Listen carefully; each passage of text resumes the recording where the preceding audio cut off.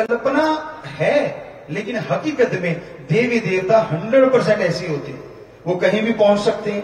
ऐसे उनका आत्म बल, आत्मिक शक्ति बढ़ी हुई होती है, अपने आप को बिल्कुल ऐसा कर देते कि आप देख ही नहीं सकते, आपके आसपास ही होते हैं, वो छुप जाते हैं, अदृश्य हो जाते हैं।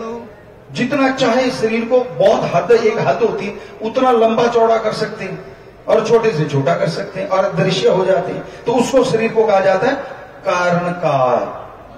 तो ये 3 शरीर हो गए, स्थूल काय, सूक्ष्म काय, कारण काय। इसको कहते हैं त्रिलोकी। तो ऐसी त्रिलोकियां सैकड़ों जगह है। सो कहने का मतलब जो जिंदगी हम इस धरती पे जी रहे हैं, ऐसी धरतियां सैकड़ों जगह है, अगर सीधी भाषा में बोले।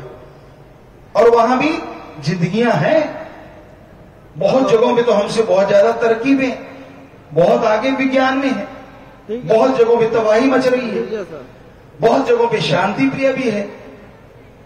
तो कहने का मतलब ये, आप अगर देखना चाहोगे, और हैरानी क्या किस बात की है, इन सबको कंट्रोल करने वाला भी एक और सबका हिसाब किताब रखने वाला भी एक है ना। कमाल। आप किसी अपने एरिया के बॉस होंगे, बुरा ना मनाना, अपनी कंपनी है या कुछ भी है, उसका एक बॉस होता है। उस कंपनी को संभालने की जिम्मेवारी उस पे होती है और उसके भी पसीने छूटे रहते हैं। अगर कर्मचारी सही ढंग से ना चले या थोड़ा ऐसा कुछ आ जाए तो दिन रात मेहनत करता है। एक छोटी सी कंपनी के लिए कितनी मेहनत। चलो बड़ी कंपनी के लिए फिर आगे कई बॉस बन जाते हैं और एक हेड रह जाता है।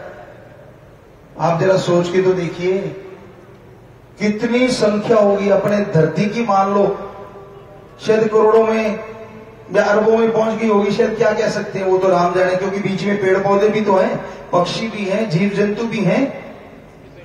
तो उनका एक एक पल का एक ही बंदे के पास हिसाब किताब है।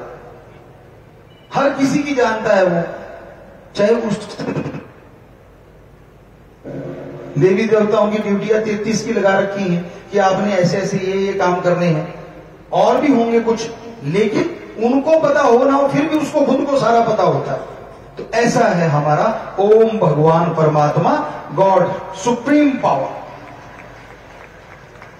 आप पशु तो भी सुन रहे होंगे बेचारे, वो तो नहीं समझ सकते, लेकिन आपका तो दिल कर सकता है ना कि यार देखिए तो सही वो है कैसा। कर रहा होगा ना, जरूर करता है। हमारा तो करा और तभी वहां तक पहुंच पाए, तो बिल्कुल करता है। और वो उसको पाने के लिए ही आपको वो तरीका बताएंगे जिसे कहते हैं गुरु मंत्र या मेथड ऑफ मेडिटेशन। आपने बस अभ्यास करना है, परहेज तो मानने पड़ते हैं।